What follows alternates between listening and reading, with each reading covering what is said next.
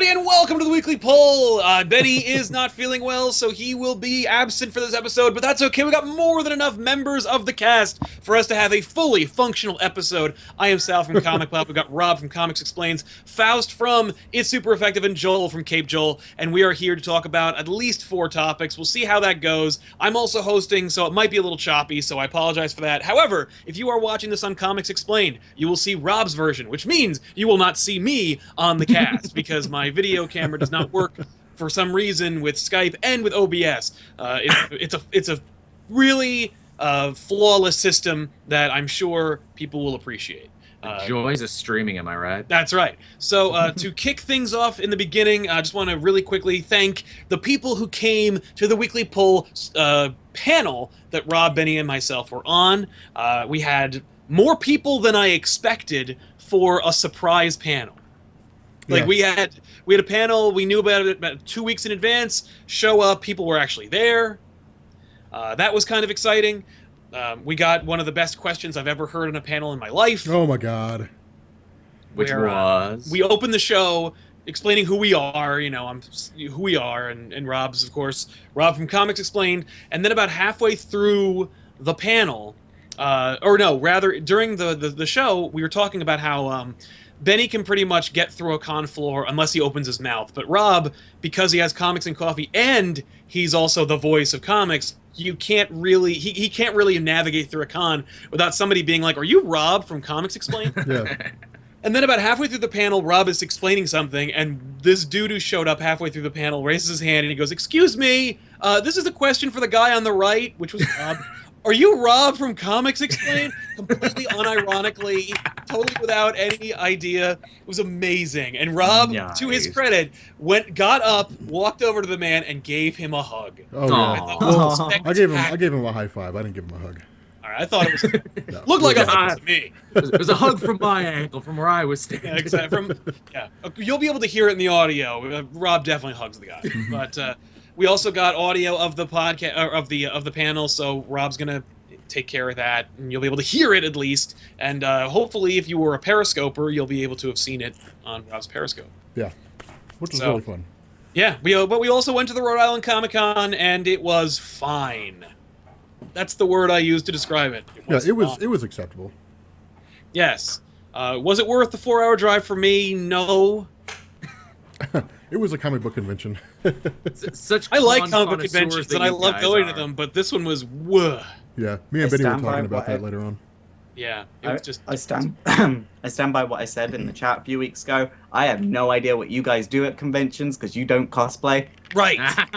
Usually just like because we're not cosplayers, we buy things. And we attend panels. Yeah, we buy things. Oh, right, things you've like got money to do that because you don't cosplay. Right, exactly. Unless you're cosplaying as Deadpool, in which case you could be covered in pouches. And then you could actually have money or food in them. Yeah. Chimichangas. Yeah, you could fill them with chimichangas. What's the first topic, Joel? What are we talking about? Well, I figured because we haven't had a show together in a long time, and because I've been putting it on our news list the whole time, right? That is, I figured we might as well take, take a run through, take inventory and stock of the all new, all different Marvel titles we've been reading so far and what we've been enjoying. Who would like to go first here? Yeah. Fine, then I'll go first. Deadpool #1 came out. That was interesting. Definitely a terrible book if you want a fresh start. This is Duggan just continuing what he's been doing. Deadpool's a millionaire now. He's, started selling his own image to everything. He hired a bunch of D-list villains like Fool Killer and Slapstick and Madcap to join his military army. That was fun to see. Yeah. But it's always great seeing them. It's weird. But going off the point of it just continues on, that's true across the board for all different Marvel. Oh, yeah. Unless not everyone, some are fresher starts than others. But they're still all starting from where they left. Though. Like, even if it's 8 months later, all the shit that happened before Secret Wars still happen. Yeah. Although, I will say there's something neat that they're kind of implying that only one writer is addressing, and it's, I think it was in the Ultimates, where there have been 7 iterations of the Marvel Universe. That the universe hasn't been rebooted, it hasn't been crisised, but the Marvel Universe has, fluxed 7 times. And you can guess that the fluxing takes place every, I don't know, 10 years? And it's so that you can have,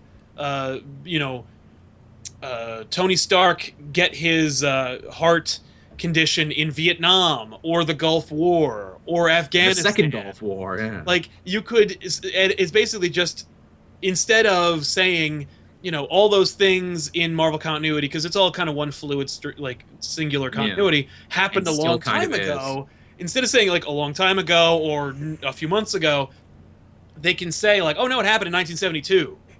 And it's just that it was 1972 in this iteration of the universe. And now we're in the next Oh my level. god, dude, that's more confusing than before.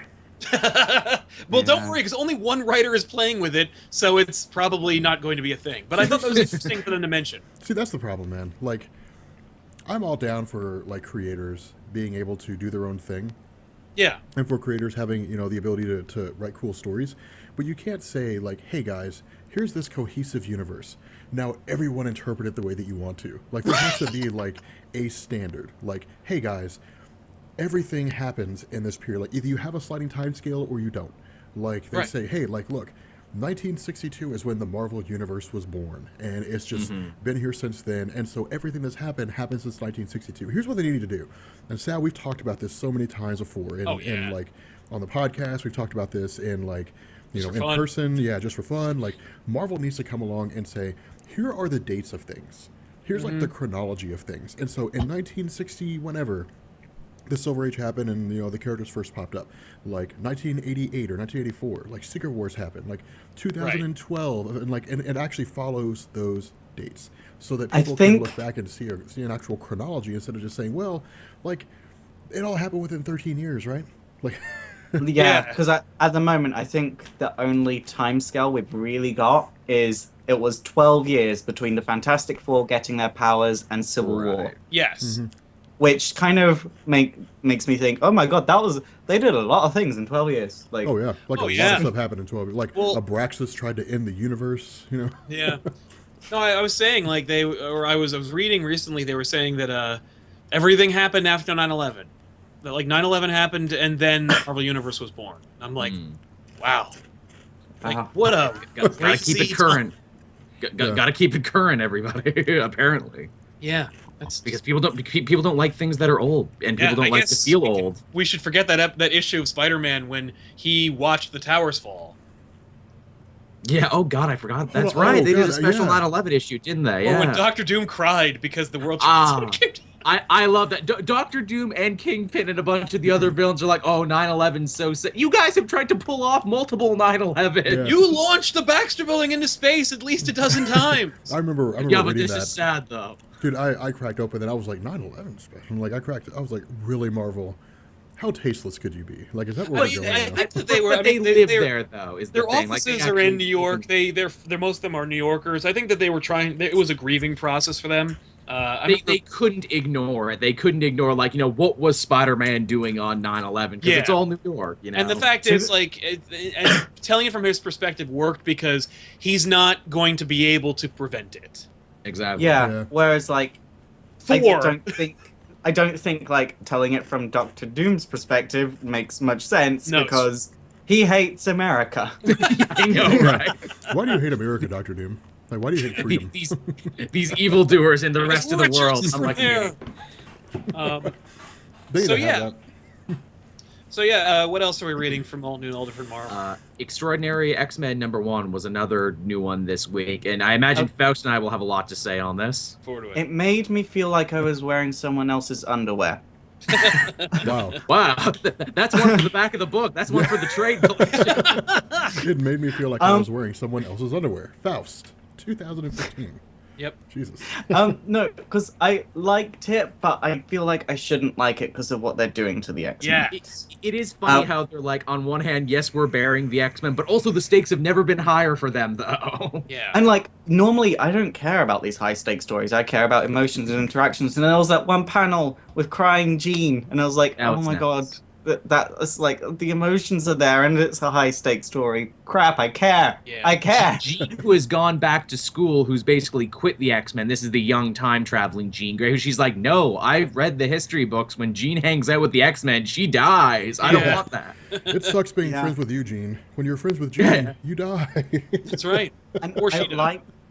liked that Uncanny X-Men 600 was delayed because the two an Extraordinary X-Men just kind of served as bookends for each other almost. Yeah. Really? Because you see, I didn't like Uncanny because basically everything in Extraordinary means that nothing in Uncanny actually mattered. That's true. Well, But I that's- liked it because you could read Uncanny and then just move straight onto Extraordinary, and they'll like just sort of everything wrapped up, and then Okay, I read them in Cable sick reverse gang. order, honestly. Oh, yeah, that's how to do it.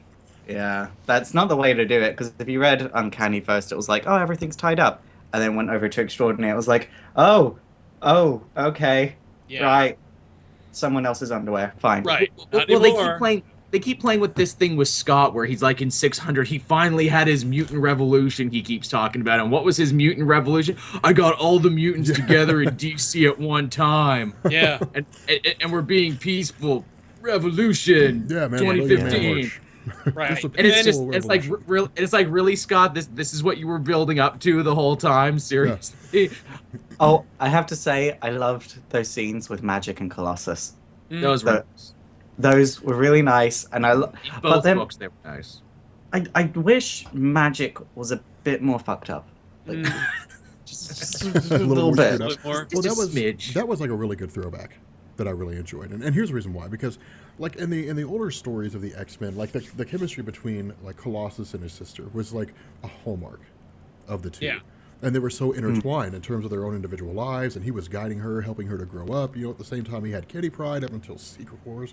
You know, and it was really cool the way they put that whole thing together. And Yeah. to kind of touch back on that, in my mind, it really kind of I think Marvel's looking at like what made the old X-Men stories great.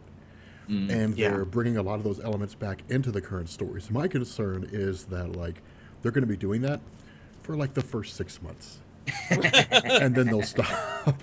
Doesn't it feel like we're getting House of M 2.0? It really does. Yeah, with the no more mutants can be born, which I like the caveat. No more mutants can be born until we fix this Fox virus that has everyone under I wish they would just control. call it the Fox virus. Yeah. And it stands for like Friends of, Xavier. Xavier. Friends I of don't Xavier. And as soon as they go to this X Haven, they're gonna. It's like if the sales of the X-Men books are doing well while they're in this X Haven, it's literally going to be like, oh my god, while we're out of the atmosphere, we can reproduce and Yep. more mutants can come alive. So we've just got our own sort of planet type thing, whatever the Yeah. X Haven is. The planet of the X-Men, the planet of the mutants. Planet X is a book. I mean, like, there's no question that would be an event. Because Yeah, you it's could a weird you book, could too. also easily do Invasion X-Men, where like they come back, they go, you they know come what? back. Screw it, Earth's mine. Like, Well, you know what? Well, here's the title of the book right here. You call it X-Men Exodus because they're leaving the planet. There's the book right there. You make a huge event out of that. yes. You know what they could call the X Haven as a nice throwback? Utopia, because Yeah. this Yeah. whole 'Cause nation that of always X-Men- worked out. And then we can Yeah, blow Yeah. it. it's not. Yeah. We can just blow Yeah, it. and to then- pieces. Then Kid Omega can come along and be like, hey, they stole my idea again. Fuck everything up. Everybody's dead. You jerk. Yeah. No, I like to they keep referring to something horrible Scott did in the 8-month time period, which I imagine wasn't his Million Man March, that he did something else after the Million Man March and he's Yes. dead / missing / something. He moved No. them. I don't like that he did something horrible, because either they're gonna announce what it was and we're gonna be like, well, there should be far more repercussions, Yes. or it's gonna be like not that bad.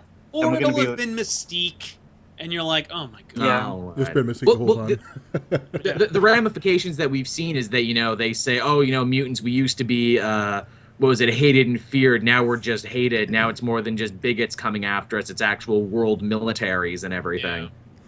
That's a Well, neat idea, but like, I mean, it feels very X-Men. The fact is, Yes. the story, while you know it's Fox, while you know it's Disney having an issue with Fox, and I hate when that happens. At least it feels like an X-Men story. At least it's very least- much in the same like Yeah.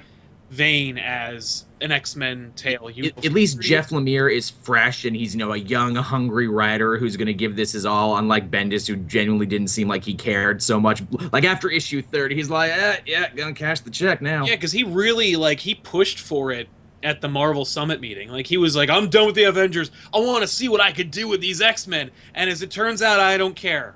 And it was great Yeah. for the first 2 arcs. Then it all went to like after Battle of the Atom. It's like, oh, and now he doesn't care anymore. Right? Or he was just sick. He got comment fatigue. Like he was just like, too many people are tweeting at me about how much it sucks.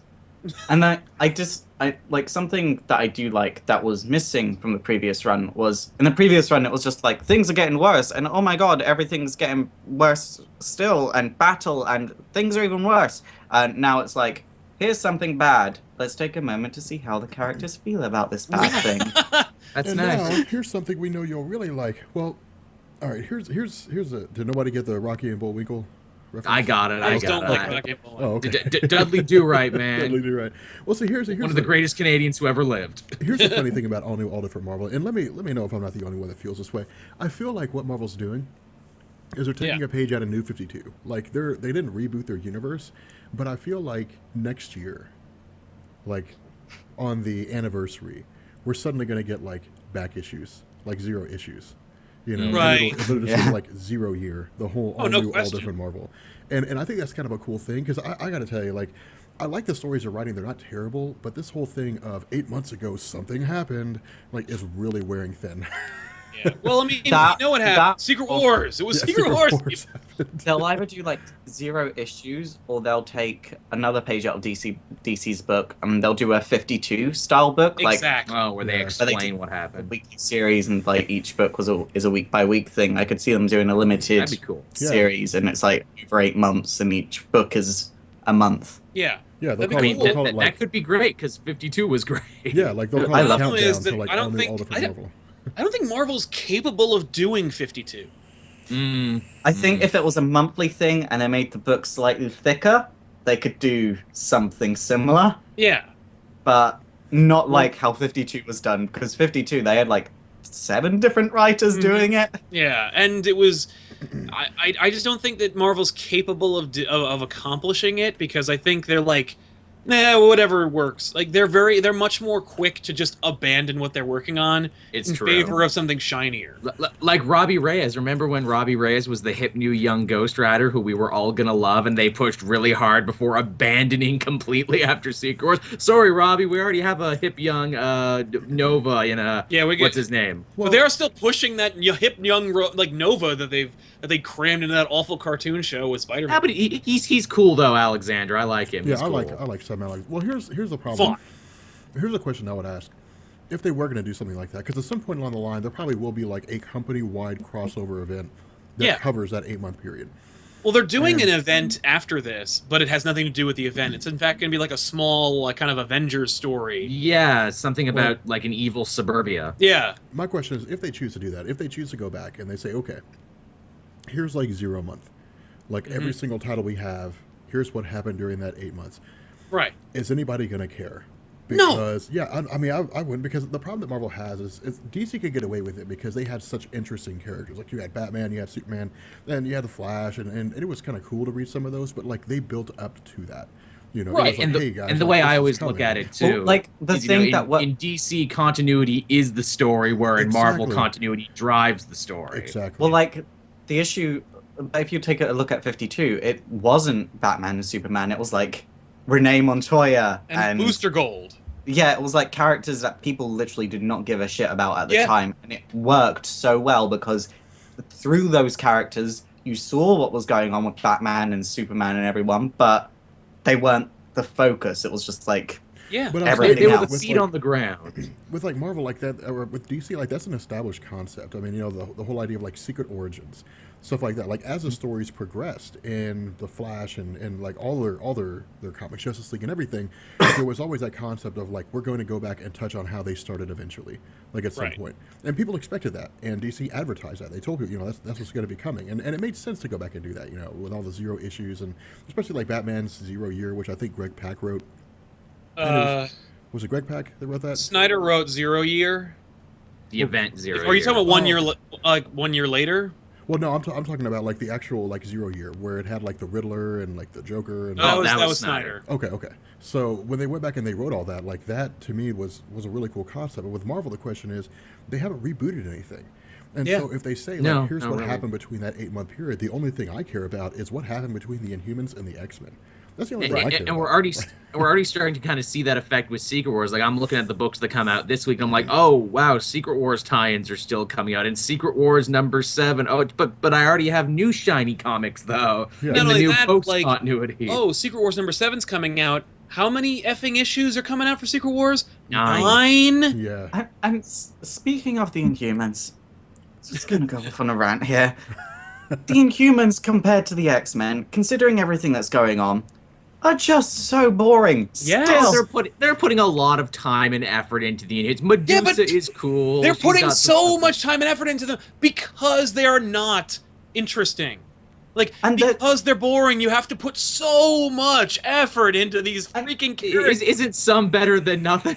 No! And like when you say the Inhumans aren't interesting, people go, "Yeah, but what about Black Bolt, Medusa, and Kamala Khan?" There's 3. Yeah. 3. And maybe and Karnak, if you Dante- really want to push it. Like, And Dante, the rock musician, and ISO, and you know that new one who's Indian and who can control wind. I don't know his name yet, but he seems Exactly. cool. what about Lash? Everybody loves Lash, right? Dude, Lash is on TV. I know even though Lash they- on TV. It just, Even what though, the hell? even though they've completely changed his origin though from TV to comic, but that's fine. That's Oh, that's yeah, Who and- cares? They could do anything they want. And people are saying Lockjaw. He's a dog. When one of your most interesting characters of a race is a dog, you have problems. Arguably, sometimes he's not a dog. Some theorize that Lockjaw's that his pterogenesis was to become a dog. That he used to be a person, and he's I mean, heck- tragic because he's trapped as a dog. Heck, they have Eldrak, who's an Inhuman, who's just a giant teleportation door that can take you places. He's Yeah. a guy who's also a door. Well, that's a problem that Marvel has, and this is why I never really understood their desire to like boost the Inhumans. Is like the Inhumans are a victim. Because they of their own them. own- Well, yeah, they That's own them, why. but, like the victims are like Marvel's whole thing with the Inhumans. It's a victim of their own publication history. Like the Inhumans were always like crammed into the back of everything. It was always like, yeah, they're there, but like we don't really care about them. We just gotta No. keep them around. And then suddenly Fox is like, you're never getting the rights to X-Men back. And so Marvel's like, Did we say Well, we let's didn't elevate care? the We mean we Inhumans. love them. Yeah, well, we mean hey, we love- love them, we and love they're the our Inhumans. favorite son. Well, like, Yeah. here's a question. It's funny, we were talking about this in an upcoming episode of Back Issues.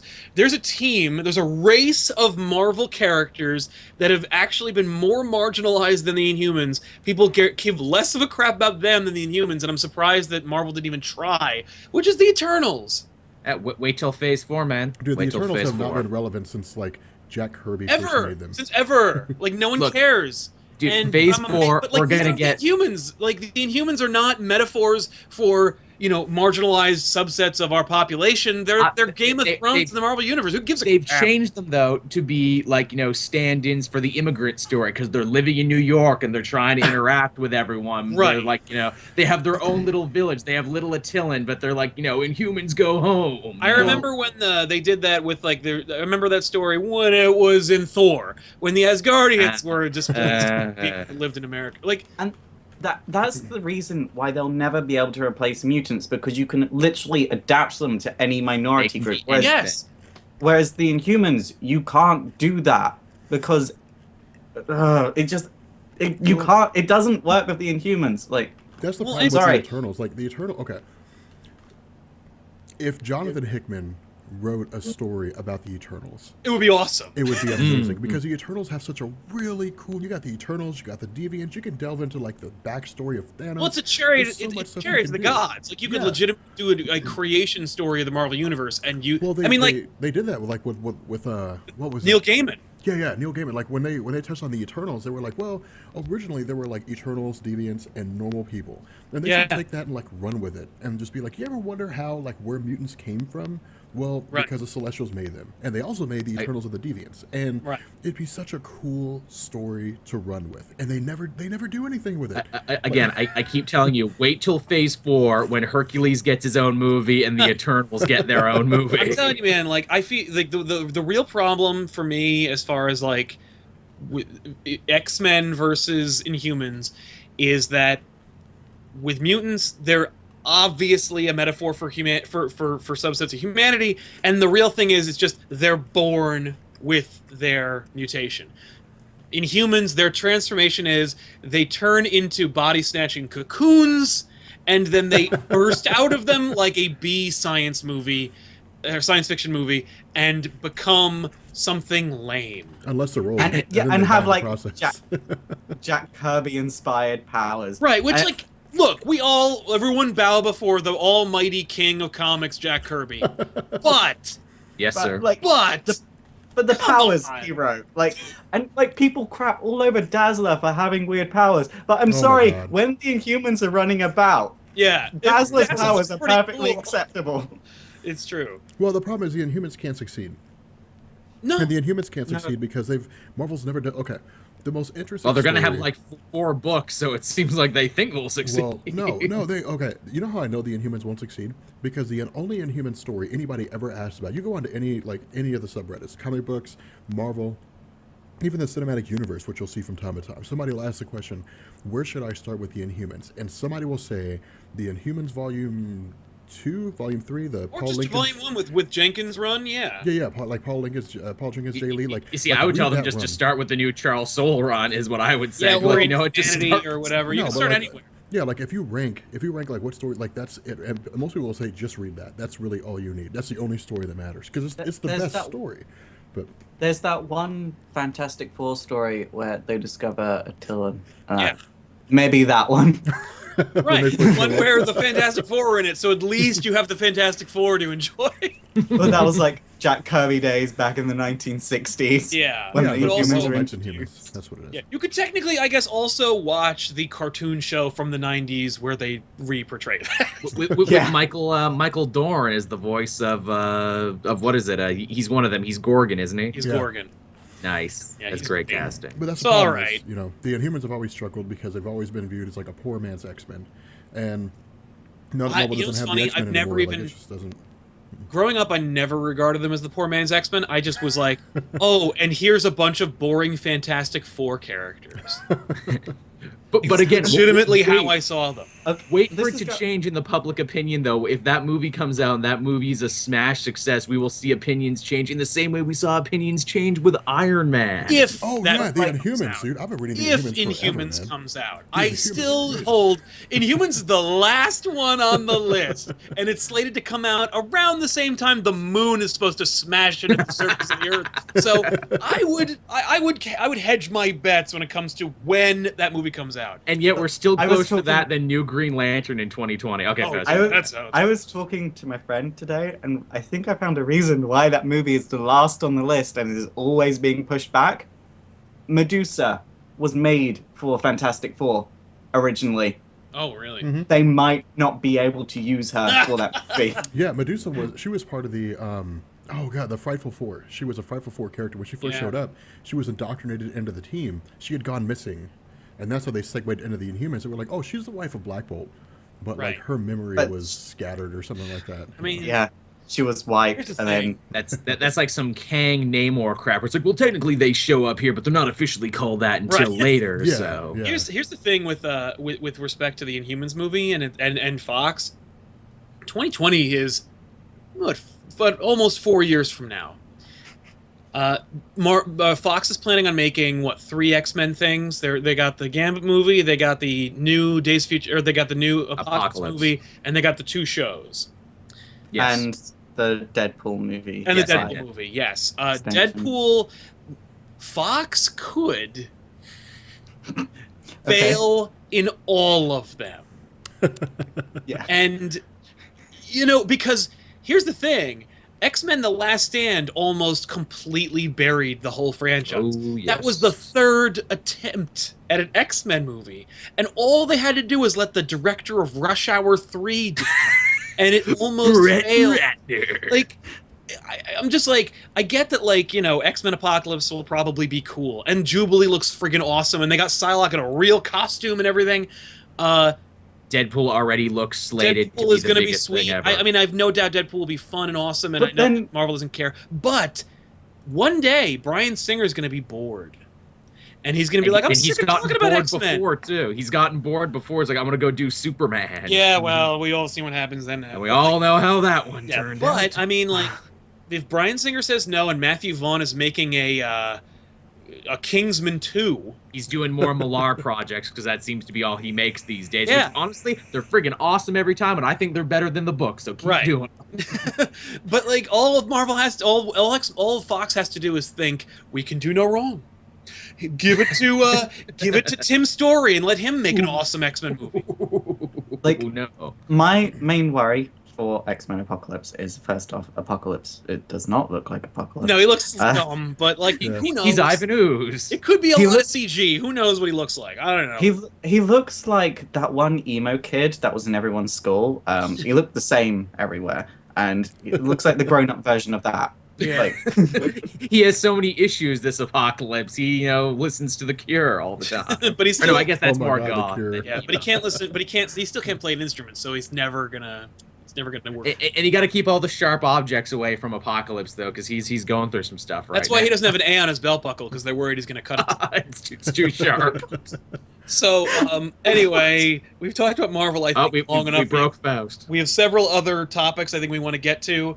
Joel, Yes. what is, if that's okay with the group? But what do you think we should do next? What's the next? Well, I'll move on to this one, and I imagine this will be a short topic. This is really something I care about more than anything else because I've been keeping up with it. But Jeff Johns, Ivan Reyes, and Pardo Pardue, they're coming back to Aquaman now after leaving it with Cullen Bunn and everything, and after everyone hating that book and Cullen Bunn saying, I wanted to quit after issue 1, Yeah. after the negative fan backlash, but they kept me till issue 48. Johns is coming back and he says he's finally going to tell his Legends of the Seven Seas story that he teased at the end of Throne of Atlantis all the way back in Oh. the day. All the way back. He's to like, I'm finally going 2011. to tell it now. Yeah, I'm finally going to tell it now. see, Wow. before the New 52, I didn't care about Aquaman, and in the New 52, I cared about him slightly more, but still probably it was always my first issue to drop if I had was short of money. Right. But anytime like someone says Aquaman's gonna be good, I'm like, okay, I'll try it. Right. Let's see. Prove He it. had 2 amazing runs back to back with Johns and then Jeff Parker again, where they, really. But again, Johns did for Aquaman what he did for Flash and Green Lantern. He built up the mythos and the supporting characters and the world around him, and it was great and it was fresh and it was new. And then Jason Momoa and the movie happened, and with money in their eyes, they're like, well, let's change everything and make him like the guy from the movie. And let's, tie an otherwise good writer's hands to make it like that. Well, see, Right. that's the issue you run into with Aquaman. With Green Lantern, it was different. I mean, Jeff Johns literally recreated the Green Lantern mythos from scratch. Prior to him, there were no other land. You had Sinestro with the Yellow Ring, you had the Green Lantern Corps, and you had the Guardians of the Universe, and that was it. That's all you had. And Jeff Johns built up everything else. The Star Sapphire, he didn't really invent that, but he remodeled it, remade it, and so on. But he elevated that. With Aquaman, what do? I mean, Aquaman's got a stigma. Pre New 52, Yeah. he was the guy that talked to fish. And that's why in the first issue he tackles that stigma Right. head on and goes, no, I don't talk to fish. I am the king of a nation living in exile. He rewrote Orm to be a little bit closer to Sinestro, to where he's not a straight up bad guy. He's a little complicated. And that's what I'm saying. I have no doubt Jeff Johns can write a good story, but the question is, can he write the story in a way that expands on the mythos of, Aquaman? Because what's there to expand? Oh, on? absolutely. He I mean, totally but- did. But how do you how do you I expand would love- the Aquaman mythos? Like, how do you add? I mean, what's the equivalent of the Red He Lantern did. Corps and the Aquaman mythos? I, What's I would love for equivalent them- of the Sinestro Corps and Dude, the Aquaman the guys mythos? from the trench, all these missing tribes of Atlantis, the Bermuda Triangle rebels You who could- were lost. Oh you could God, that easily is. Okay, that's cool. I'd go with that. like, and especially with them doing Titans Hunt at the moment, I'd love for them to reintroduce a Aqualad, Yeah. because it's time. They Like, did, it's but they time. had to reintroduce him in the crappy Cullen Bunn run where he didn't want to do it, where Garth is one of the guys hunting down Aquaman with King Shark and all these other D-list Aquaman villains. Are they doing? Did they do Aqualad how they did Donna Troy and? Well, we don't know his origin yet. And again, if you've been reading the Aquaman book, John's dropped numerous references to Aqualad, but we're only now seeing him recently in the Cullen Bunn book. And he's already grown up and he's already an adult and everything. So he's already Tempest. Great. That makes Yeah. me sad. He's already Tempest. He skipped his teen years entirely. He is already Tempest doing all the crazy water magic stuff. But they have a fight, and he's like, oh, I respect this kid, you know? That makes me sad. Makes me so sad, but happy at the I same think if time. anybody's gonna make Aquaman continue to be relevant, it'll be Jeff Johns. I mean, like, I agree. I hated his I hate his Justice League, but like, not. By the way, I love the Darkseid Wars. For some reason, I really enjoyed Darkseid Wars, but hated everything about Justice League leading up to it.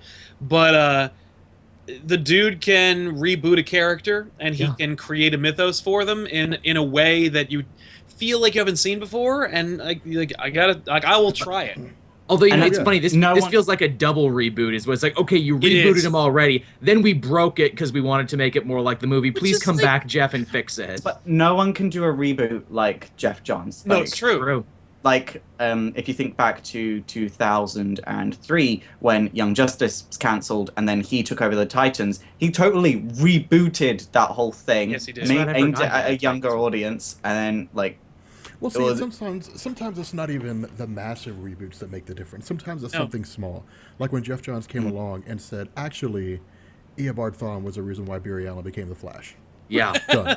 And like that, And he became the changes lightning bolt everything. that gave himself his own Yeah, powers. Like that, Yeah. that changed because it's literally like he goes into the past, you know, kills his mom, has like burns his house down, you know, Mhm. and like arranges some chemicals. 3 actions, and the entire Flash mythos changes, and it was really cool. It was a really cool concept, and so sometimes it doesn't have to be anything massive.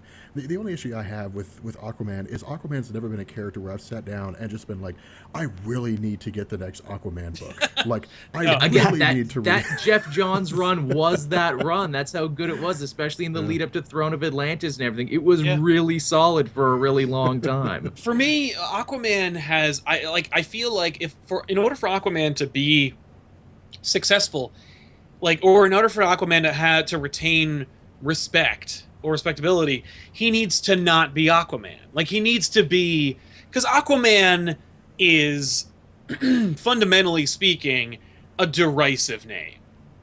That's like Yeah. him And they calling tackle that in Superman the like book, man too. from the earth, or like And the thing with Aquaman, I think, to do him well, you need to embrace how stupid and campy he is. Hmm. Because if you're ashamed of that, even for a second while writing him, it's just gonna turn out bad. The Well, best scene, he'll look dumb and edgy for no reason. It'll become like like he was. does now. Like he Yeah. does Yeah. now, where he looks dumb and edgy. Well- The best scene in that Jeff Johns run is when he's looking at that costume with his wife and he says, Mira, I don't want to wear it anymore. People are going to laugh at me if I wear it. And she says, no, that costume is your home. That is your heritage. Don't wear it for everyone else. Wear it because you are Arthur Curry. You are their king and they will respect you. Right. See, that's Take note, DC Cinematic Universe. Take note. that's one of the things that I Except think for when the makes- movie comes along, then Yeah, stop then you could wearing look like Conan in the ocean. See, that's one of the things that I think makes a story so great. Because with Aquaman, that's kind of what you have to do. You have to walk away from this is a guy that's in the ocean and like talks to fish. Because at the end of the day, he talks to fish. I don't care what you tell me. He doesn't He's a guy- psychically manipulates He's them. he's a guy. He communicates with fish. All right, Fish he's- talk to him. but- Fish are too dumb to talk back. He psychically manipulates them. But like the character of, I mean, he's a very unique character. A guy that lives isolated from the rest of the DC landscape in the ocean. I mean, one of the best moments in the history of Aquaman came during Injustice, during Volume 1. I think it was Volume 1. Maybe it was Volume 2, but it was Year 1. And when he was talking to Superman, and he was like, everything that you know, like all the land, all the countries and everything that you have, border the oceans. Yeah. Like if anything passes over the oceans, it's because I allow it. Right. And, My territory. yeah, it's my territory. Like all your borders. If anybody on the borders of the ocean lives, it's because I allow them to. Yeah. Not because of your power, but because of mine. And Right. And that's while what we've been makes- talking, I've invaded your land. I've invaded your land, and that's what But makes then Superman, of course, puts him in his place by taking his city and putting it in the putting it in the desert, Sahara Desert, which is an amazing show of power and a way of. It's a great dick measuring contest for both characters. Mhm, yeah. mhm. But that's what makes Aquaman cool. Although is- whenever Aquaman gets too aggro, I'm like, now he's just Namor, though. Right. Yeah. And you need to have a major difference between the two of them because He Namor needs is to be a merciful king, not Yeah, a no. brutal tyrant. Namor is Doctor Doom in the ocean. Oh, he Like- really is. Like, he really is. And he's, but the whole chemistry between Namor and I think T'Challa offsets that. But, Yes. like, Yes, absolutely. what makes, with Aquaman, you got to focus on that character. Like, okay, here's a really good example. This Century. People always ask me, what's your favorite comic book story of all time? And I say, Paul Jenkins, Jay Lee's The Century. Simply because of the fact that it had almost nothing to do with how powerful the Century was, and it was literally Yes. a journey of him trying to figure out who he was. And that's what made the story so cool. With Aquaman, it's the same way. Taking a story and walking away from, I'm a guy in an ocean that commands an empire, and saying, who is Aquaman on a fundamental level? Like, give me a That's what that story Jeff Johns That's run what was Jeff all Johns does. about. That's what I'm saying. That's what I'm It was saying. That's about what makes his it good, family and you everything. know? Yeah. Yeah. That's what I'm saying. That's what makes Aquaman stories good. Is because you can't have a story about Aquaman where he's fighting sea creatures and stuff. You know, he in a lot of ways is like Black Panther. You know, when I did that video, you know, Black Panther doesn't really have a rogues gallery. His rogues gallery is whoever the Avengers happen to be fighting at the time. You know, Right. like Aquaman is a lot of the same way. You know, his rogues gallery, like real big rogues gallery, or is like whoever the Justice League is fighting at the time. Like, Yeah. that's his Ocean rogues Master, gallery. Black Manta. Yeah, that's- Bro, exactly. it does have his own sea-themed villains, Yeah, just like but- Namor does too. But like, who King cares? Shark and nobody- yeah, Siren. Nobody cares. Other Like ones. it's not a villain where you're just like, oh my god, things are really gonna get crazy now that like Black Manta showed up. You know, it's just Well, kinda like, actually, they well, you rewrote know. Black Manta's origin too, and made his deal why he hates Aquaman is because he has a Shakespearean blood feud against him because he was hired by a doctor who was examining Aquaman when he was a kid to steal some papers. Black Manta ends up killing Aquaman's dad, and then Aquaman, in a rage, tries to go after him, kills a guy in the wrong suit, which turned out to be Black Manta's dad, and now they have like this Shakespearean blood feud against Yeah, one I another. like that idea. That's cool. Yeah, but I'm saying like if you sit down and read an Aquaman story where he's fighting one of his villains, it's not the most gripping thing you've ever seen before. No. It's not like on the edge No. of your seat action. It's just like, well, I mean, It's that was a also story. it's also so contrived when like it's so frustrating for Aquaman on the Justice League to be like whenever I think of just Aquaman on the Justice League, and I think it contributes to why like there's such a stigma for him. It reminds me of a Knight Rider joke on The Simpsons where they have Nightboat, the crime-solving boat, The song- where they're chasing after where Nightboat and Michael Knight are in their ocean and they're chasing some diamond thieves on jet skis, and then they get to the beach, they jump off the jet skis and then get on some motorcycles, and he says, "Oh no, they've hit land, we can't follow them," and the Nightboat goes, "Don't worry, Michael, look, a canal." Yeah, there's always a And he connect. goes, "Oh, there's always a canal or a fjord or an estuary," and it's like when Aquaman's on the Justice League, it's like I hope there's gonna be some water-themed villainy going on, or I feel like there's I'm really not no using reason my for me power to be my full here potential. because Superman could probably handle whatever it is that Aquaman is gonna do for the team. I mean, yeah, I'm bulletproof and I'm super strong because my physiology living at the bottom of the ocean, I think, but I don't really get to show off unless there's water around. It's true, and so for a lot of people, I think it's just kind of like, okay, well, when we're dealing with Black Manta, or if we need to cross a huge body of water, I guess we could run. But Green Lantern could just fly us over there too. Like we don't really need you for that either. Like that for me, that's what is like the undercutting of Aquaman. But if you give me a character, if you separate him, that's why I liked Aquaman's role in Kingdom Come, where he's just like, I run the sea. I never wanted to be your Aquaman. Yeah. You know, like, and he's just like, stay out of it. I'm like, that's awesome. I love that, and I like that. Which again feels very Namor to me in a way. It does, but I also like it because he's older. Like an older Aquaman Yeah. for me is like Namor. But Namor's also like really old too, so it kind of works. But I like the The idea. oldest mutant. Yeah, he's the oldest mutant. Although I'm sure he's not a mutant anymore. I'm sure they've undone that by now. It's probably an Inhuman or an Eternal. No, as far I mean, they've never. No, they can't because Universal owns him, but only a little bit of him. I don't think we'll ever see Namor because way too many people own way too many pieces of Well, Namor. It's Apparently, true. They talked We might- about him we in the might Marvel see his Cinematic foot. Universe. Like they mentioned him We'll, s- in the MCU. we'll see his foot from just like one panel because that's the name that's all as they much own. as you can get. There's a scene at the end of near the end of Iron Man 2, whichever one it is, where Nick Fury comes and visits him, and tells him he can't be on the Avengers. Yeah, But that's true. there's a map of all the superheroes that they know of, Mhm. and there's a dot out in the middle of the Atlantic Ocean. So name of the Well, submarine. that could be anything, but it's probably. That's Okay, awesome. yeah, like it's a superhero, like it's the Hulk out in the middle of the Atlantic Ocean. But no, Yeah. like it's just back paddling Hulk there. but no, in you the know, ocean. it's one of those, you know, like Starfire is a really good example. You know, when I sat down and read Starfire's first comic, it was hilarious because it's like this chick that knows nothing about the world's customs, you know, and Yeah. she's just like randomly making out with a dude. And it's Okay, like, well, I mean, but- she didn't yeah. know about Okay, it, here we but- go. Okay, yeah, But- that's not Starfire. That's not Starfire. You What? opened up the Faust Fury. Well, now okay, you done whatever. did it. That's what made it interesting to me. Is like is focusing on the element of the character, and in order for Aquaman to be intriguing on that level, it can't just be Aquaman fighting some guy. It's got to be Aquaman on a personal level. Yeah. And that's what was great about the Johns run, because he struggled and with Jeff wanting Johns to be run, a king man. because Yeah. it's really good. Oh my God, Nothing Jeff else. Johns! see, Read uh, Jeff if it- Johns. if I you love your see the- Aquaman. I'd love to make love to your Aquaman, Jeff Johns. It's amazing. I do though, because that's how good it was. Hopefully it lives up. Hopefully the return of Jeff Yes, Johns will what I wanted to to its say. to his Yeah. legacy. What's next on our list of topics? Okay, I switched these ones around because I figure this will be a good one for the end. But our second to last bit here, we got our first look at Doctor Strange and Baron Mordo for the Doctor Strange movie. We got our am first sure look. did. at did. And it makes sense to Baron Mordo. Uh, Oh, the costume's not good enough, Faust. I You don't like the costume? Chiwetel Ejiofor, so I'm okay with him being Baron Mordo. Same. the co- I remember when they first announced this, and they said we're not doing an origin movie. Which So is Yeah. they're doing an origin movie. Yeah, they're doing an origin movie. Yeah. And I guess it's because it's really hard to understand a brilliant surgeon going to Tibet and learning how to do magic. Yeah, Oh, I wait, mean- I just gave you his origin, and it took me in a couple half a minutes. breath.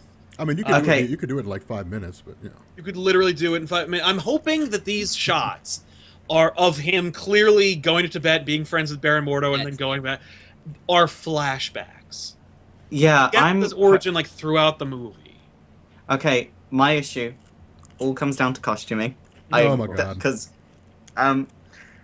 that Doctor Strange, like, I understand that he's in poverty and everything. Yeah, I get that. So, like, I'm not expecting anything flashy. But if he's in poverty, he's going to be wearing the same clothes over and over again, so they wouldn't be that fucking clean. They would have rips in them. They don't have any rips in them. And the That's true. biggest button on his jacket, which is always the first one to fall off because of tailoring issues, is still on. That would not be there. And oh my God, like the costuming department, like is so lazy on this movie so No, clearly. No, and no, I'm no, like, it's not. these It's are not that fast. It's first world poverty.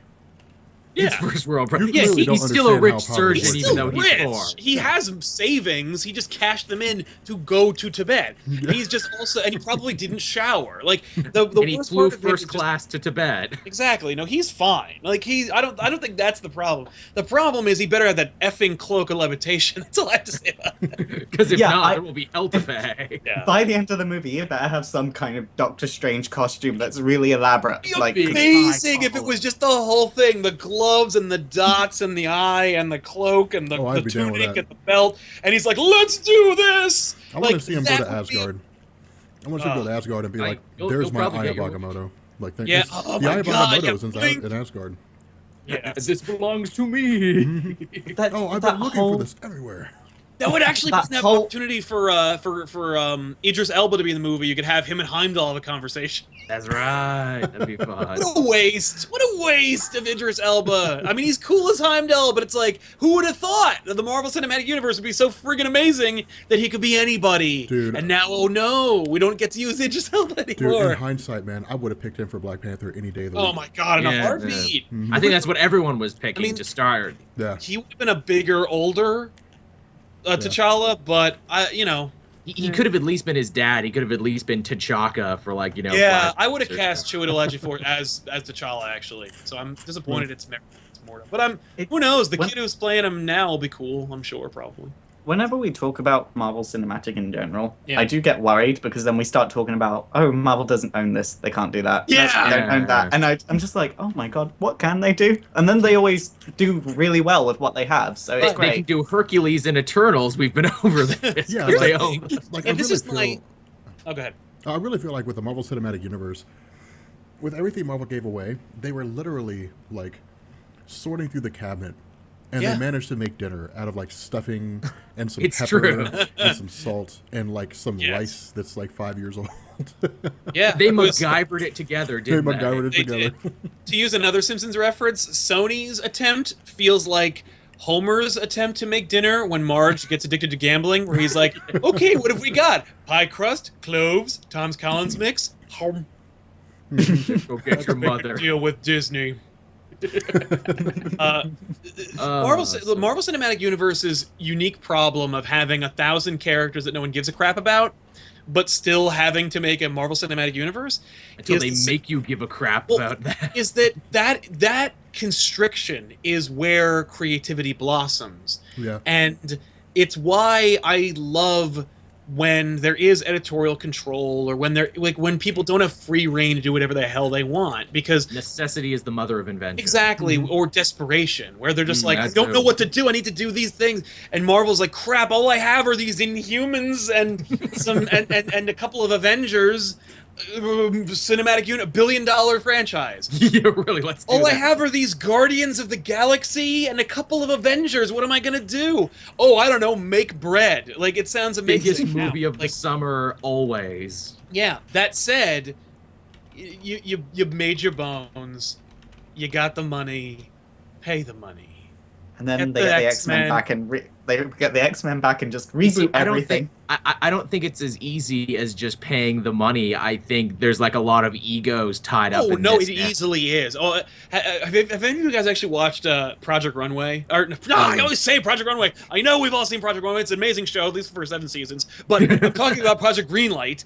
Yeah, I've yeah, seen yeah. Project Greenlight. I've seen a little of it. Yes. The most recent season just wrapped, and it is so infuriating because these are man children and girl childs, and they're running billions of dollar franchises, and they pretend and they lie, and they're they're phony, and they're two-faced, and they're like just So right- Hollywood. but everybody is the most passive aggressive person on the planet, and you know that and this is with money. This is for a $3 million picture. For $200 million pictures, you know, it's even worse. So you have Oh, these of course, people who are of just course. like, well, I mean, I don't know. It's like the only way to keep these guys honest and to make deals is for assholes to steal their data and then release it on the internet and then I backlist them. know, publicly. right? It's the only way we got Spider-Man. The only Isn't way we that got Spider-Man is amazing? because we got whatever her name was to Pascal. be Amy Pascal Mm-hmm. was publicly humiliated by nerds. Yeah. Verbally flogged, you could say. Yeah,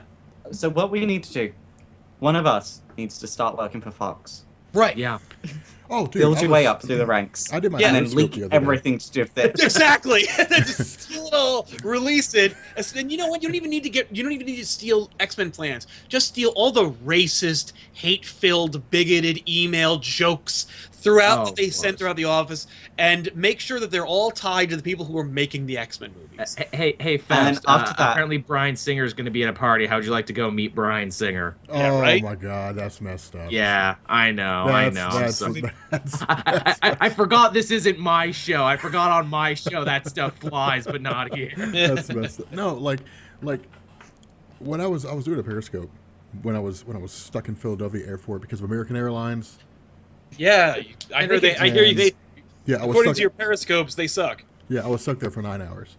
But anyway, I was talking about the Fantastic Four, and I was like, I would like to believe that my review and my top 5 Tuesday video on the Fantastic Four drove like a lot of people to not go see it, and people were like, "Yeah, I didn't go see it because of your review," and I That's was like, awesome. "Successful." Like, Yeah, people were asking me like why we didn't cover the show, like, or the movie, why we didn't review it and stuff, and I'm like, because I don't want to give them my money. Like, Yeah. I don't want to help it. And like, I know it was just one ticket, but like, you know, Mhm. it was, yeah, I like to think that we have some kind of influence, and it's really cool to, like, well, okay, I don't like to think that because it's scary and it's too much Because responsibility. then it gives you a swelled ego and be like, oh God, people are listening to the horrible things I No, say. no. Well, that happens. I will be like, this book is garbage, and then they go like, what? I love this book, and it helped me, and it kept me from killing myself. And I'm like, or no, "Oh." you're probably just when it gets back to the creators, the things that you've said. Well, you know, we all know about Scott Snyder, but you know, We'll see what happens comic book community when we work together, we can take a movie that's as bad as Fantastic Four and make it so that like it doesn't make any more than like $60 million in the box office. Yeah. And like just walks away with his head held in shame. You know, Tail and- between its legs. Yeah. That's to me. When you say it like that, it is weird. Like, I didn't make $60 million, didn't make enough money. That's still a lot of money. It's a lot of Can we- money, but it Yeah. probably You cost could them. feed a whole third world with that. Yeah, Yeah, but like- it cost them double that to Exactly. make it. Yeah. Yeah. And When it was that bad with that much money. Yeah. yeah, is it's like- called terrible writing. Which is hard to imagine because you think about like the new Star Wars movie. I've been saying this to a couple of friends of mine. It won't be as bad as the prequels, and the reason why it won't be, and I can say that like without any, because like after watching the first one, I was like, ugh, and then I saw the second one, and I'm like, why did I go? And then people were like, let's go see the third one, and I'm like, no, fool me twice, shame on me. But and I saw it, but eventually, but not in theaters. But I know Force Awakens will be better than any of them, and the reason for that is because Disney can't afford for it to be worse. Not now when it's a multimedia project with It's sequels already every netted them. year and comics and toys and everything. Already netted them their money back, and the Yeah. franchise cost them $4 billion with a B. And I feel like with $4 billion, my body would like transcend this existence. yeah.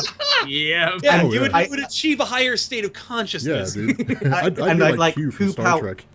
Yeah. I'd poop out rainbows and A-list movies that get 100% on Rotten Tomatoes, like Yeah. with $4 billion. Here's the thing: how come none of us, like, and I don't mean like us specifically necessarily, but like, really, Bill Gates, you didn't read any comics back in the day. I know, You right? can't single-handedly make Malibu movies. Like, you can't, like, you don't have a soft spot for the Max and make a live-action Max. You're the wrong kind of nerd, Bill Gates. Stop giving to charity and try to make the world better. Make your dream project come to Well, life. but I'm just saying, like, Here's- it's a drop in the bucket. Like, I'm just surprised that there aren't billionaires out there, or even multimillionaires, who are like, screw it, I want to see I want to see Dread 2.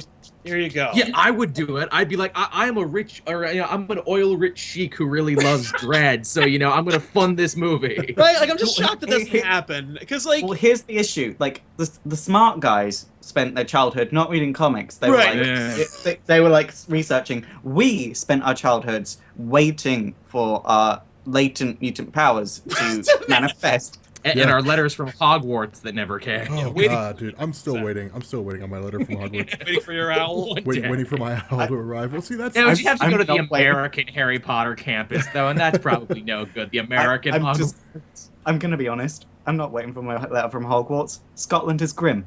Like, I don't want to live in Scotland. It's terrible. well, see, that's the kicker, man. Is you know, when it comes to the whole movie production scene and everything, it's funny to me when you look at something like the Fantastic Four, because somebody posted in the comments and they said that it made $60 million worldwide, and it cost $200 million to make. Mm-hmm. And it's like, at what point do you just count your losses and walk away?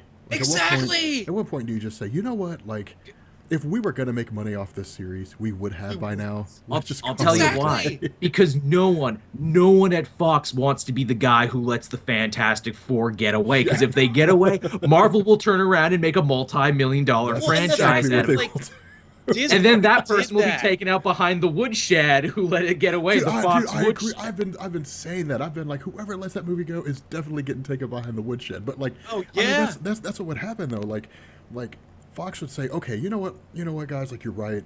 You know, Marvel needs the can't rights do back it. to this. We can't do it. Nah. They give them back. Like Marvel would be like, okay, let's show people how a Fantastic Four movie gets done. And then Fantastic Four shows up. The Inhumans get kicked off. They're like, those guys are never coming back. Yeah, it's like the like, Inhumans are gone forever. But before they even do a Fantastic Four movie, I could imagine them doing a Books of Doom movie. Yes, I've been saying like- that forever. Do a Yeah, Books of because Doom that movie. was written like a movie. Like that, I feel like that should have been a movie instead of a comic. It's the only comic I'll ever say my that God. about. It was Dude, probably You're a assuming they pitch. know what they're doing and that they've actually read the books that they're making Dude, movies out of. people Yeah. ask me about that. Like they'll say like, "What's the best Doom story?" I'm like, "Books of Doom," because the story ends with a Doombot.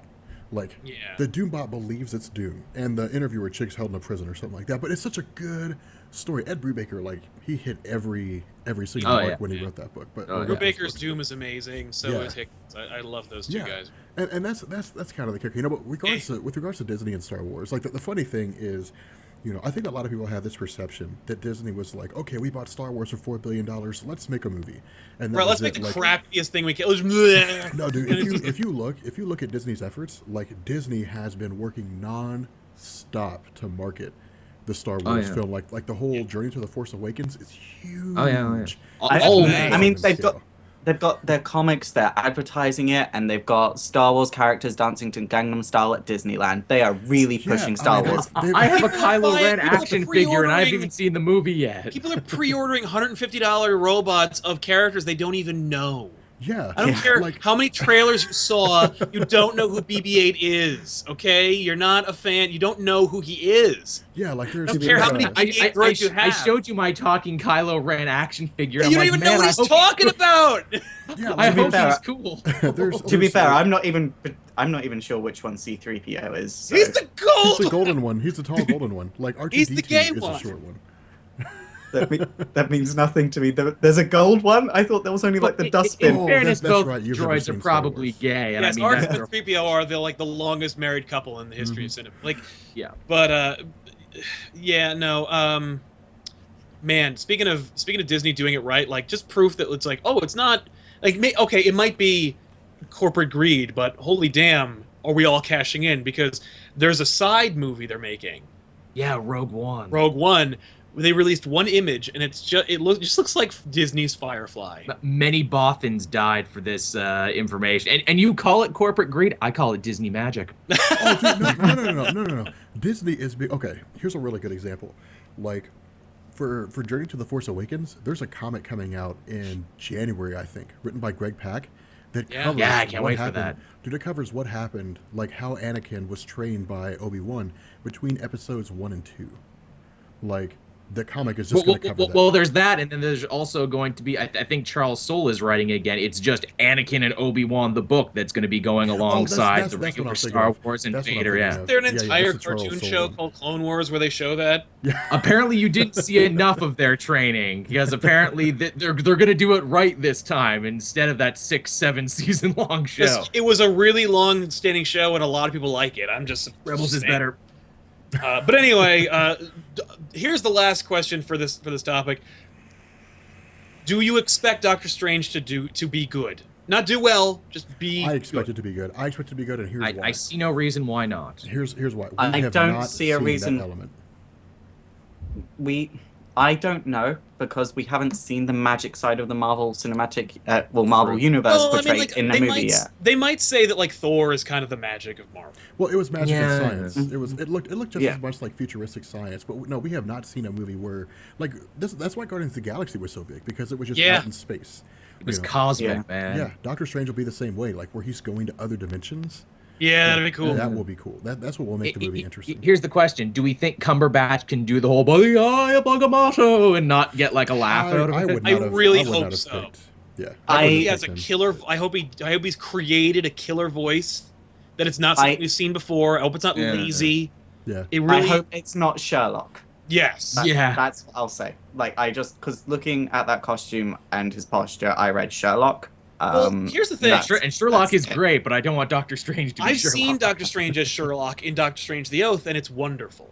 So as long because it really is, he's like, oh, elementary, he even says elementary, my dear Watson. Like he's even in piecing this together a new- mystery. But like, and even in this new Jason Aaron run, where he's basically Doctor Who now. Oh Yeah, god, I mean, no! like, But it's- the Jason Aaron run is amazing. it's pretty badass. I mean, like, I want to see a combination of The Oath and this new book into this movie. I don't know who the director is. I hope they're not a hack. It's Derrickson. They've pulled him up very much the same way they pulled James Gunn up, where he's been a popular guy with a lot of friends, but never really had an A-list property before. They're rolling the dice on him like they rolled the dice on Gunn. And is it rolling the dice, or is it them, or is it a holdover from Feige just being cheap? Because because if you look at the track record of everybody who directed the movies, it's all directors who have made some solid pictures, but were kind of in a slump. Yeah. Yeah, And and now that the Feige deal has gone through, where Feige directly reports to Disney, and so he gets the Disney money instead of the Marvel money. he could legitimately ask Quentin Tarantino to direct a movie, and it doesn't matter what the cost is. Now, I'm not saying I want to see a Quentin Tarantino Marvel movie. I do want to see that, but I'm not saying it. but it would be great. It would be all told out of order. It would be awesome, and they'd have necessarily like, be out of order, but it would be friggin' amazing. But like I'm saying that like we could see a Steven Spielberg Avengers Infinity War. I don't want to see a Steven Spielberg Avengers Infinity War. I though. do see that. Okay. I That will was start. amazing. I will start putting my faith in the Marvel Cinematic Universe a bit more when they start doing stuff like all new, all different Avengers the movie or Uncanny Avengers the movie. Like start putting that all new and uncanny, and because that's what I love about Marvel the titles. Like, adjectives. I'll be right yeah, back, when guys. you see that, you're like, yeah, that's a Marvel title. That's the thing. Like for me, like when they were talking about when they were going to reboot Spider-Man for the first time, I was like, they better call it Amazing Spider-Man. or spectacular. And then they Spider-Man, did, and I was have like, to oh, say okay, yay. I assumed that the title for the Spider-Man solo movie for Marvel will be called Avenging Spider-Man. it. Right. Because number one, there's a title with that, there's a comic with that name, and number two, they don't want to confuse people by calling it like Web of Spider-Man or something. Let you know right out of the gate. No, this is the good one. You know, This is the Marvel one, everybody, don't worry. But they yeah, could just put in the title Marvel Spider-Man. Forget all that crap that came before. they could legitimately call it Marvel's Spider-Man as a huge middle finger to everything else. But yeah, Just so passive aggressive. I kind of love it. I kind of like it. Don't forget, Sony still have a foot in Spider-Man. They can't That's make a right. deal. They do. So they can't call it Marvel Spider-Man. Marvel could. Spider-Man ... and Sony too. We guess. Yeah. Just They in could just really call it- tiny print. I'd like it if they called it All New Spider-Man, because that's kind of what it's gonna It's be. true, it is. Very comic. Well, Somebody in the Spider- comments suggested they call it Spidey, which I thought was kind of cute, but I don't know if they're going to do it, but I like the idea. I like where you're going. Spectacular Spider-Man, the best, most underrated Spider-Man cartoon. That should be the new- Easily the best animated Spider-Man I've ever seen in my life. It is to Spider-Man what Batman the Animated Series was to Batman. Yes. Have you ever gone back and watched the 90s Spider-Man cartoon and just gone, Very oh, this much is, so. Yes. It is this is so... not as good as I remember Oh, it no, being. it is atrocious. It's not aged good. Sadly. For me, even you know what's funny though, all the voice actors are swinging for the fences, which I have inordinate amount of respect for, especially when it's obvious based on the reuse of animation how much everyone else involved in the production didn't give a shit. Yeah.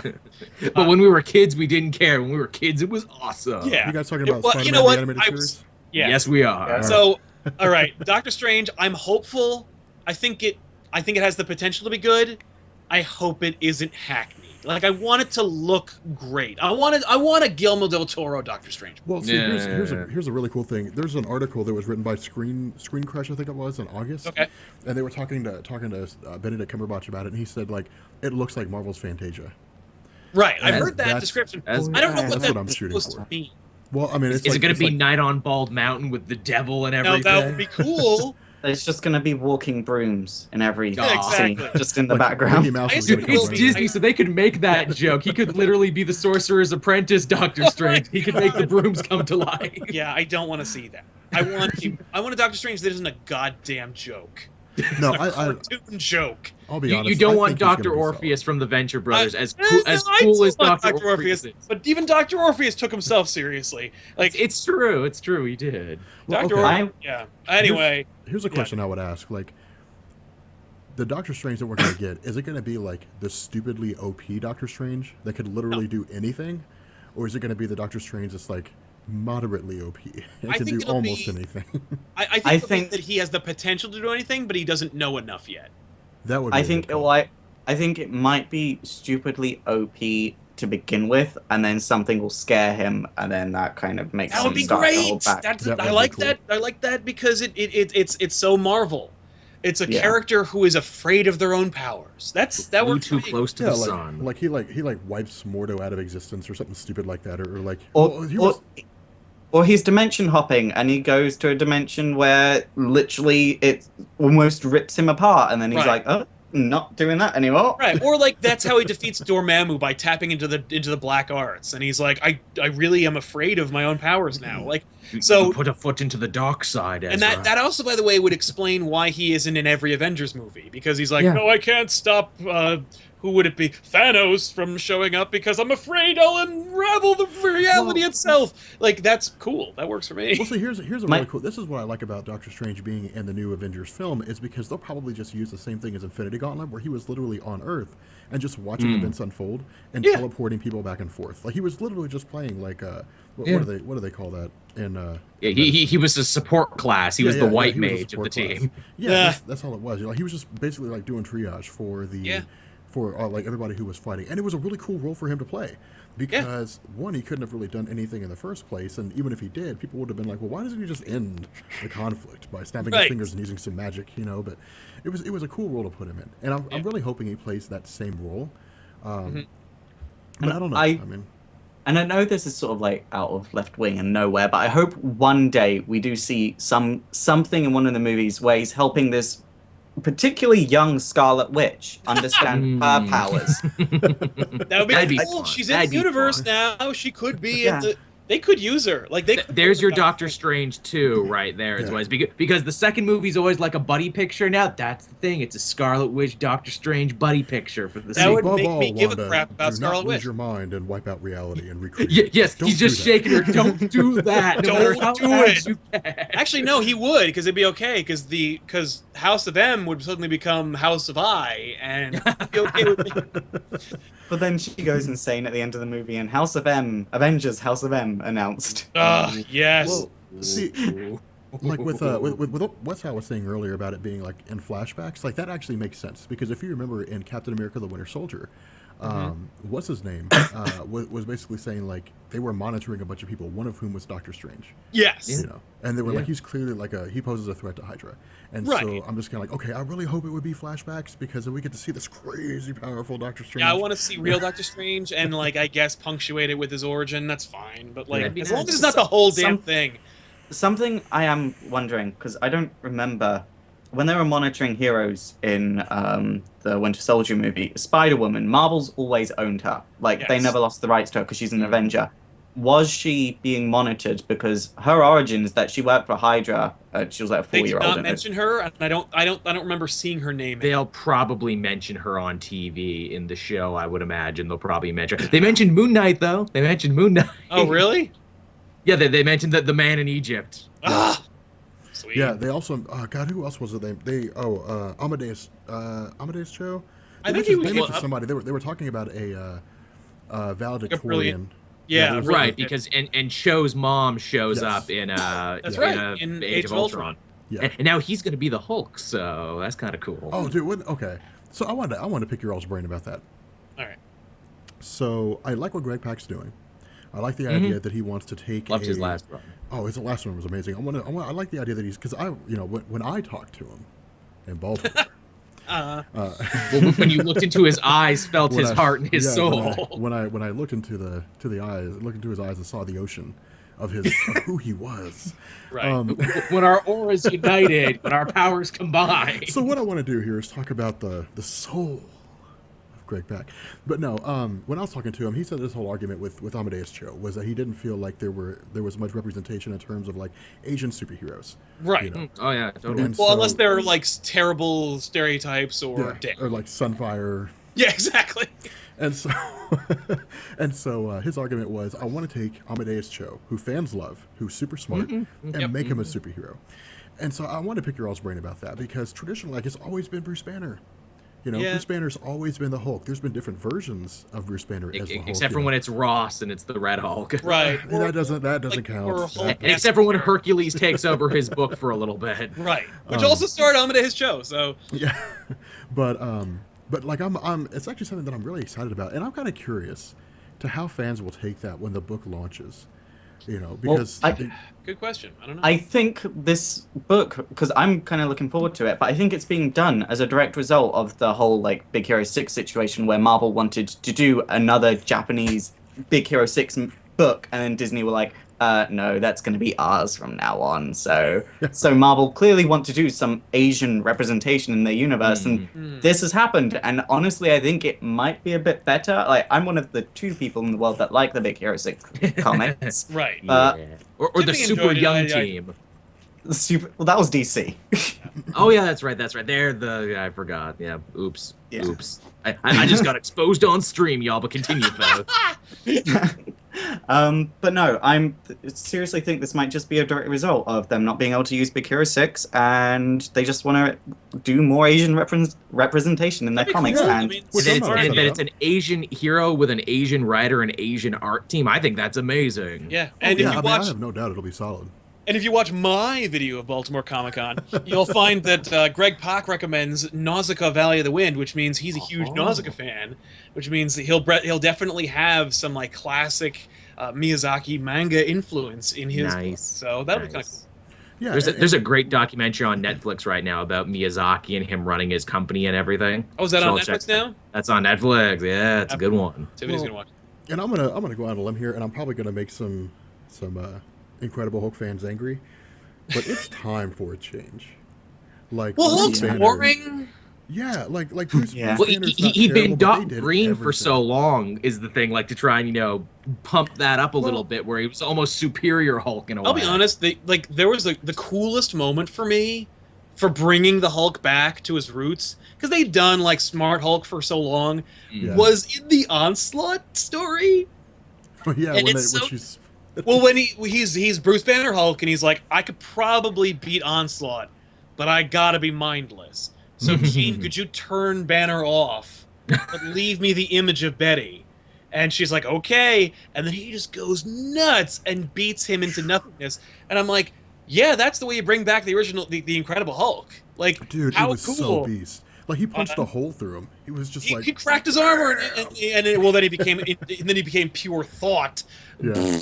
But whatever. I'm a little upset that my theory about Banner, like 616 Banner becoming the new Maestro, Yes. turned out to be wrong, because the Maestro from Contest of Champs, he's like, yeah, I'm just left over from the Secret Wars, Secret just Wars. hanging out here. Like, Just hanging out here on the edge of reality. No, it would have been cool, though, if I was actually Banner. every Marvel Something- thing that you have where they change a character fundamentally or do something different is wrong. Yeah. Something I want to just tackle that was in the chat just now. Someone said, Cho Hulk doesn't even look Asian, so Right. but I'm just like, how could they make him look more Asian? Make him yellow Hulk? I mean, seriously? Oh, no. I mean, the fact is, like, Oh, no. he is distinctly biologically different. Yeah. Yeah. Is he slightly less, like, more Asian? I don't know. Like, I'm not looking at the book that closely, so I really couldn't tell you. But like, he's big and green and muscular. Like, there's not much else you're gonna change without going into the Mandarin territory. Yeah. Yeah. Well, and I mean, it comes out of Secret Wars. It comes out of Planet Hulk. As far as I Yeah. can tell, that's kind of where it comes out of. But, again, the idea to me is pretty stellar. The biggest issue, and somebody mentioned this in the chat, the biggest issue was that when it came to the Incredible Hulk, they tried everything. Like Peter David's run, people hailed as one of the greatest runs of all time. It was pretty strong, but they did everything from trying to like rewrite the Hulk's origins, under Bill Yep. Mantlo and Peter David with his dad and so on and so forth.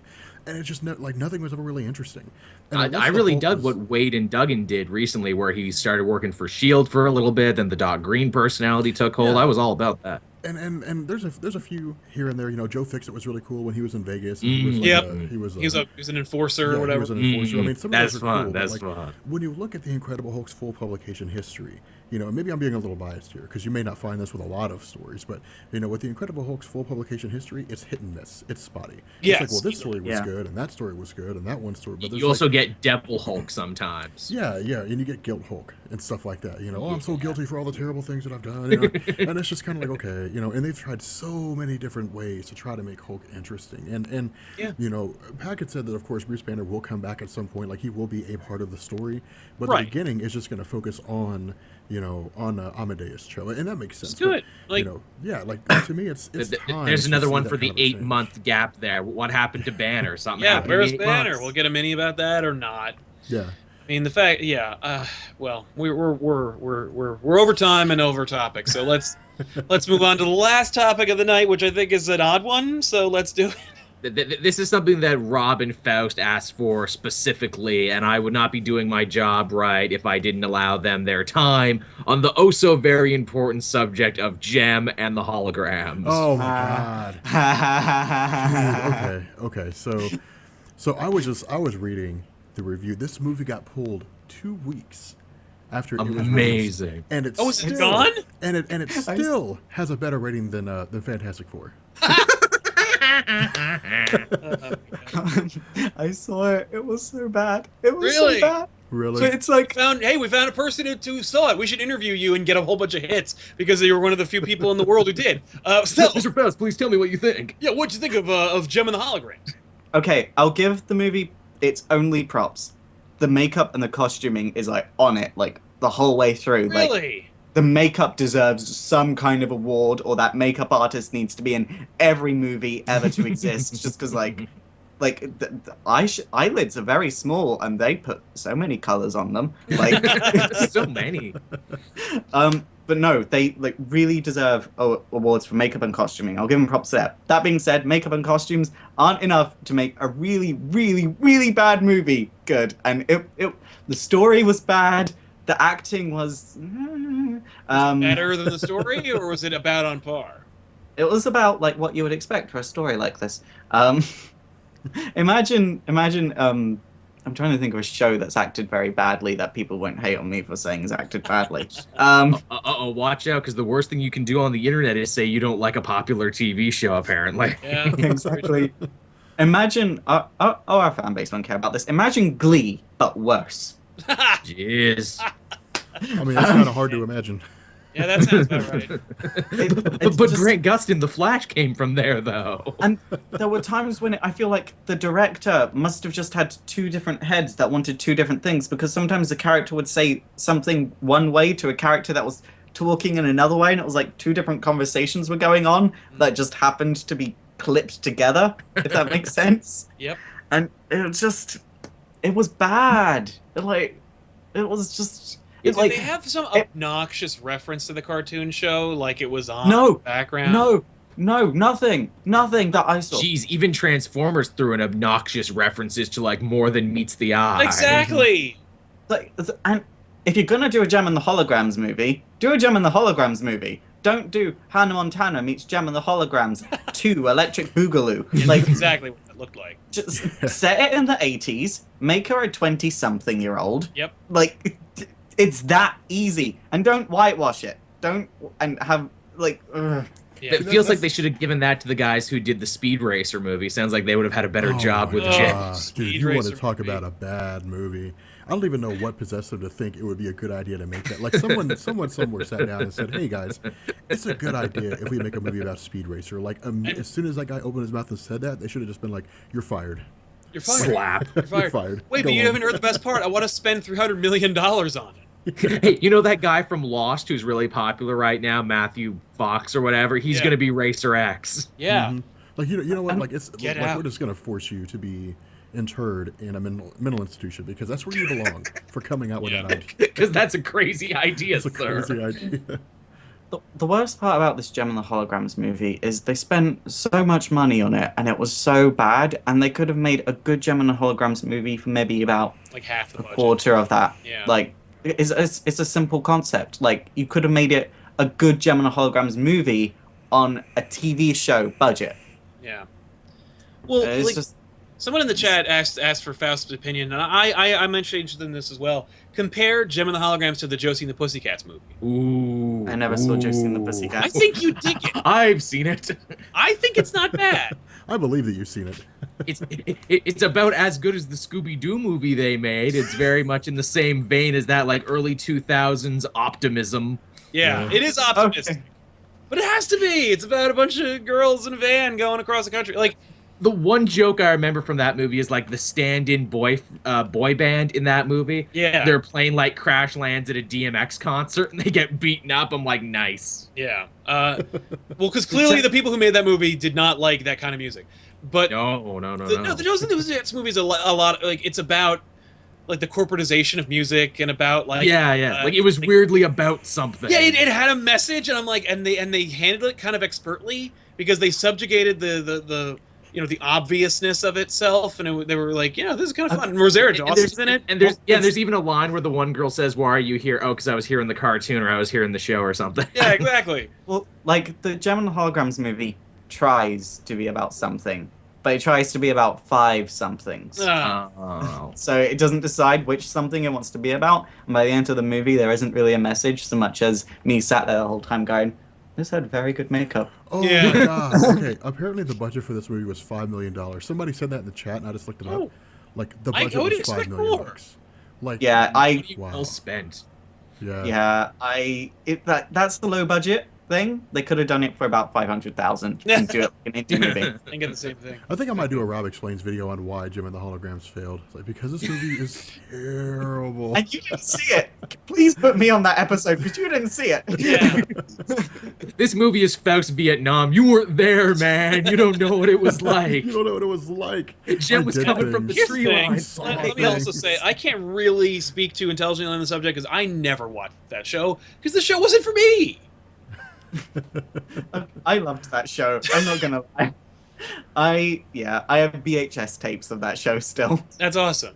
It was I know on. that- They were repeating it here in the States. Like it was on in the morning. Yeah. Tiffany used to catch it like before work.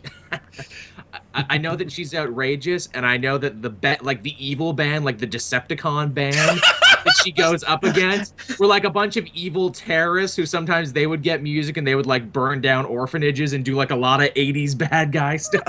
Okay, Oh, you mean like they sold drugs and poured pollution into the lake? Probably.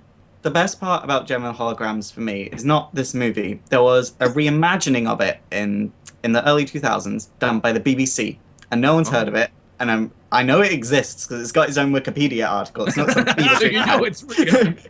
But it was called Free Phonics, and it was about a band that was set in the future that had access to some hidden 13th note, and they could just play this one note, and their music was the best music ever. But they had like some disco diva that was like a spirit that helped them make music, and it was like, this is the most trippy reimagining of Gem and the That Holograms sounds ever. like Grant I love it. Morrison's Gem and the Hologram. That's exactly what it sounds like. Sounds vaguely Power Rangers too. Their Zordon leader gave them the power of the 13th note. Yeah, But, it's like- it's a little bit of Bill and Ted meets Gem and the Hologram. But the Well, best you know part this. is, that was the evil band were goths. Oh. You know what's gonna happen? Like Jim and the Holograms is gonna turn into like a cult film. Yeah, Yeah. really. That's Like the, showgirls or glitter. like showgirls. As I understand it, by the way, the IDW comic rocks. I never read it. That's where the image comes from for this episode, by the way. It's just, I just picked the book, but apparently it's a great book. Well, maybe I should IDW, maybe I they should a do video on good. Jim They and the do good Holograms. resurrection. Yeah, you should check it out.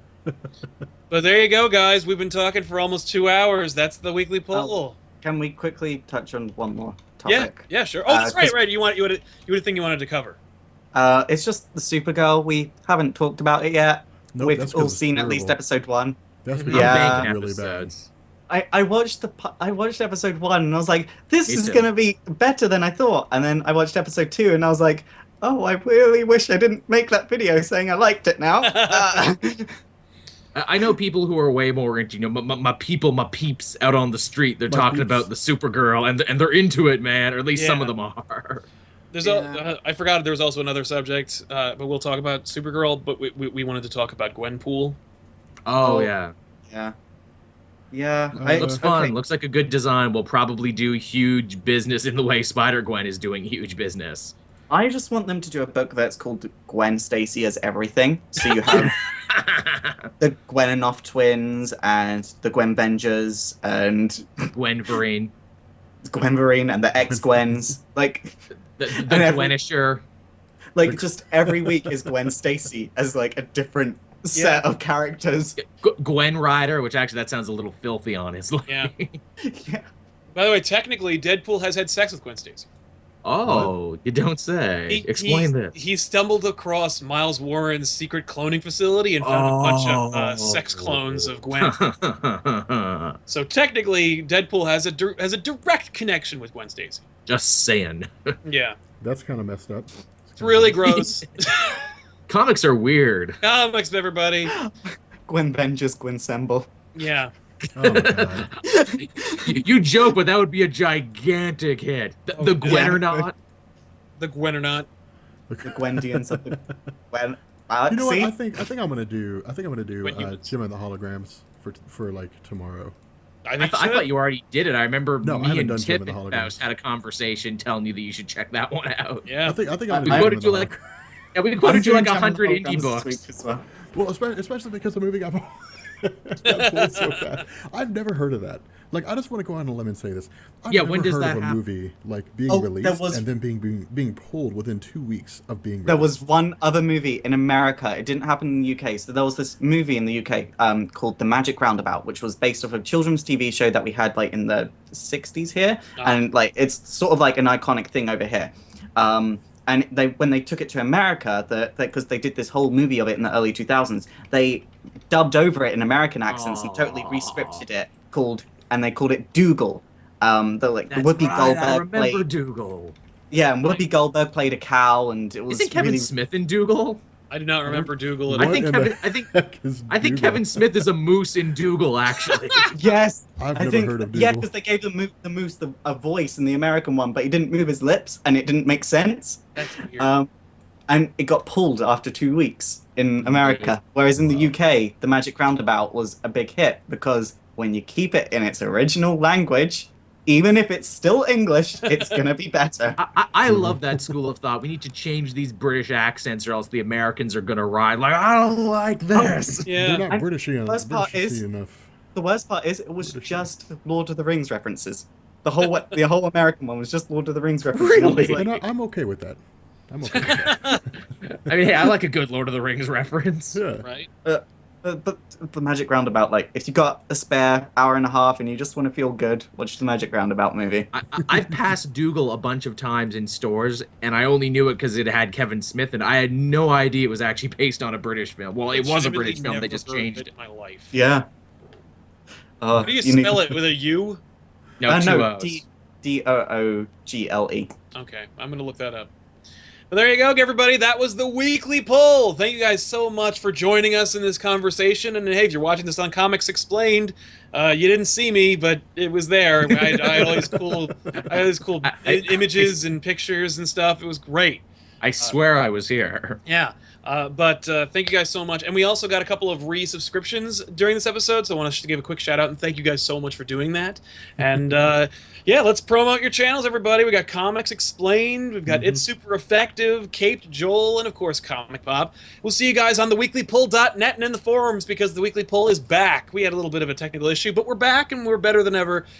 So please swing by theweeklypoll.net and check out some articles and some message boards. It's a lot of fun. We'll see you guys next time. That's it. That's my end. Yeah. Bye. Peace. Bye.